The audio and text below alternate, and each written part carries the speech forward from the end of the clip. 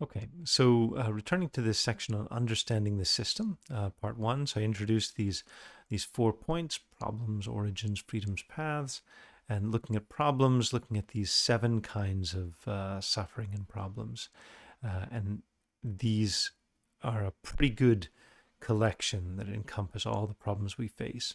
Now, when we are looking at accumulations and origins, we're talking about where did these problems come from? How did these problems emerge? And when we're talking about freedom, we're talking about how can we become free from these problems. So this is really quite subtle.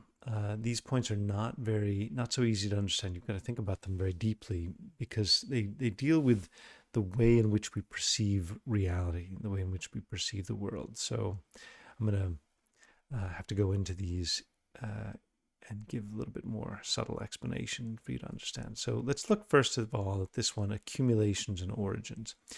Now, the traditional explanation for this is that the origins of these sufferings are these 3 things.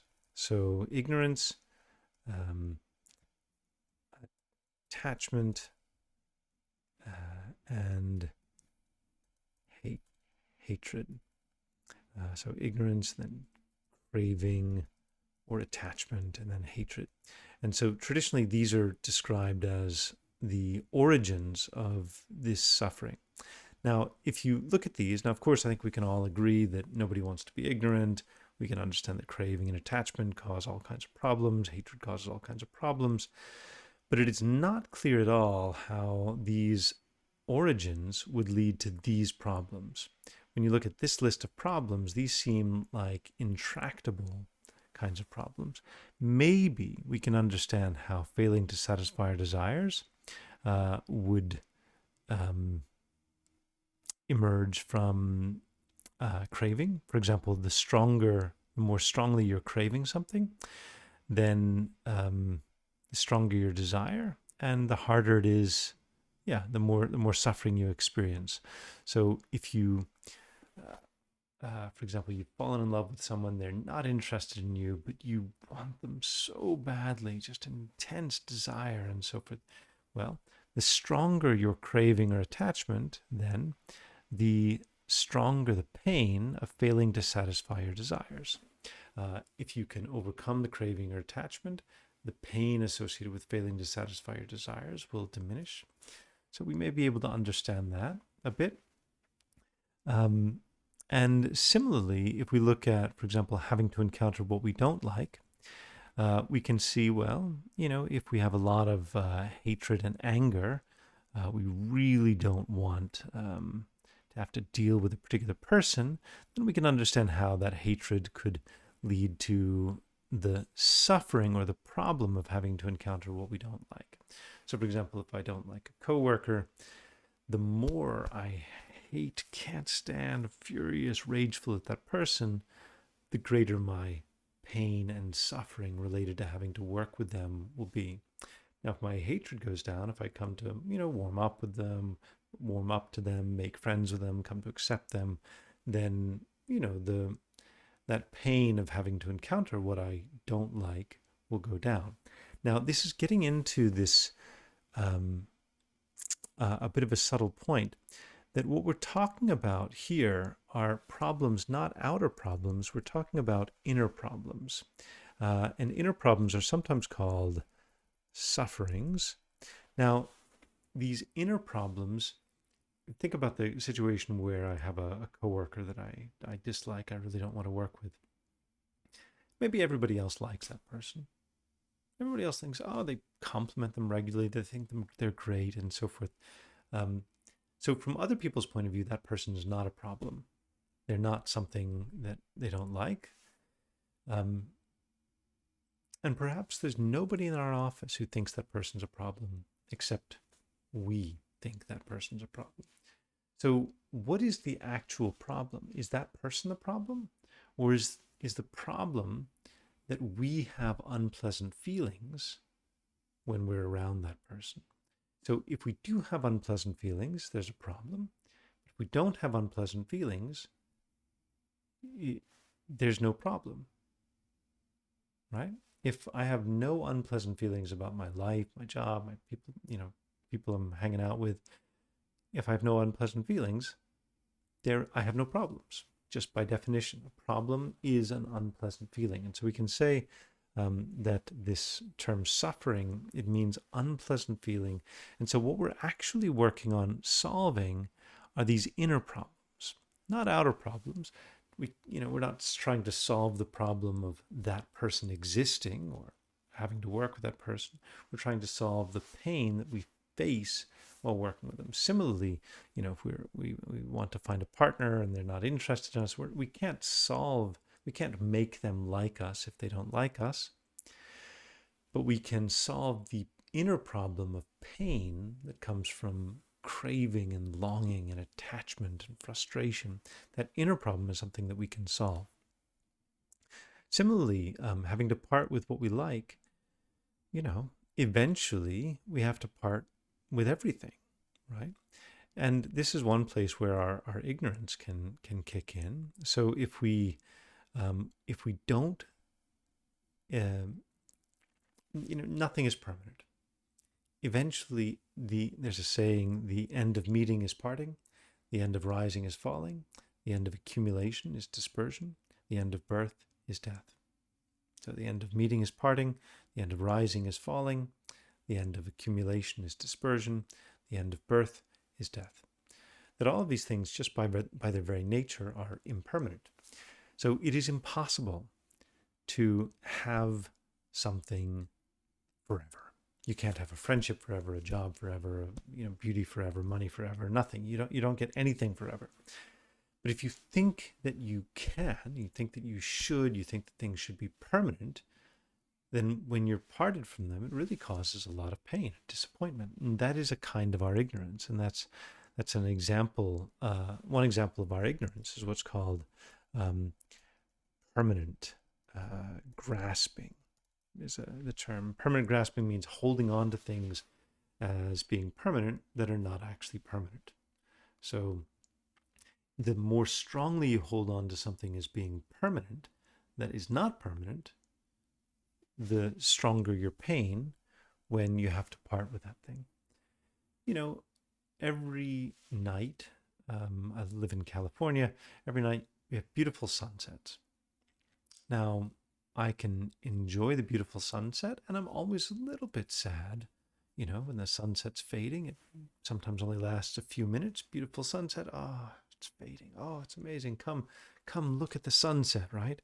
But by the time the other person comes out to see the sunset, it's already started to fade. Now, how much pain and loss do I experience from losing that sunset?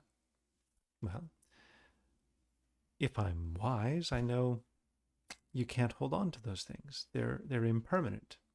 But if I really think I should be able to hold on to that, then I will experience more pain from that loss. One of the reasons we take pictures, we take so many pictures, right, is because we don't want to lose those things. We feel like if we have a picture, we can kind of capture that moment and always have it with us. You can't. I mean, the pictures are okay, but fundamentally, there is no way to avoid losing these things. We're always having to lose these things.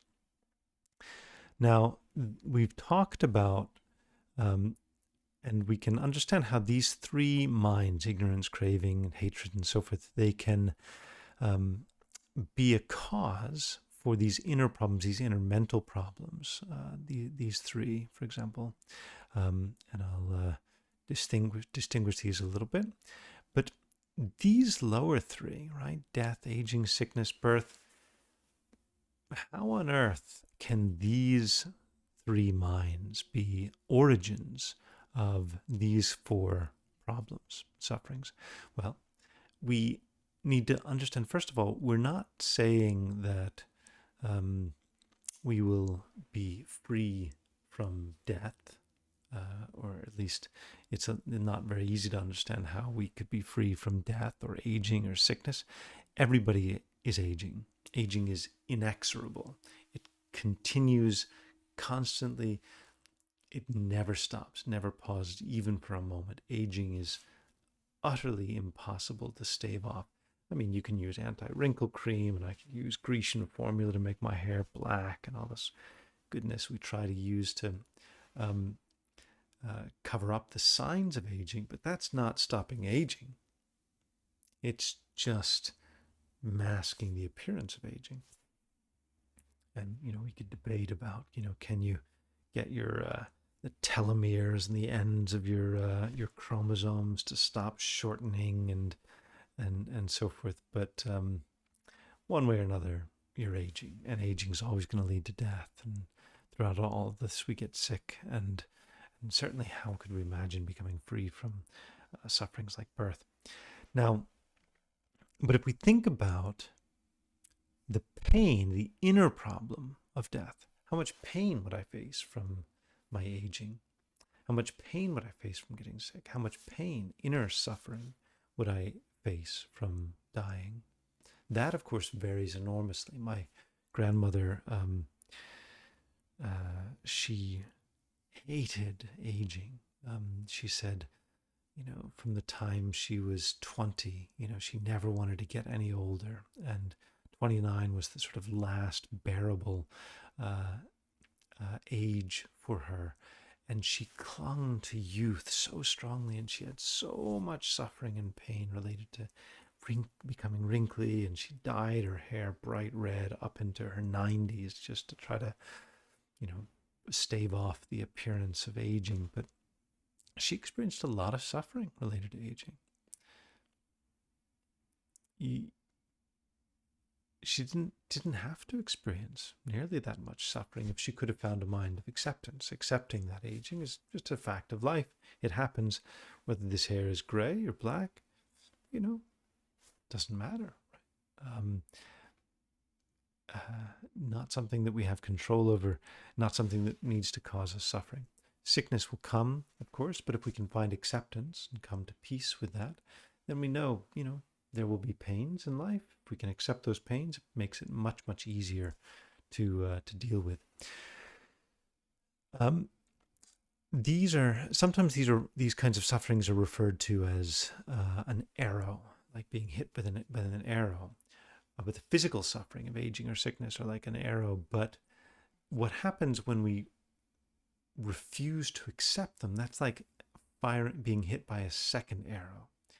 And whereas the first arrow is unavoidable, the second arrow is a self-inflicted wound.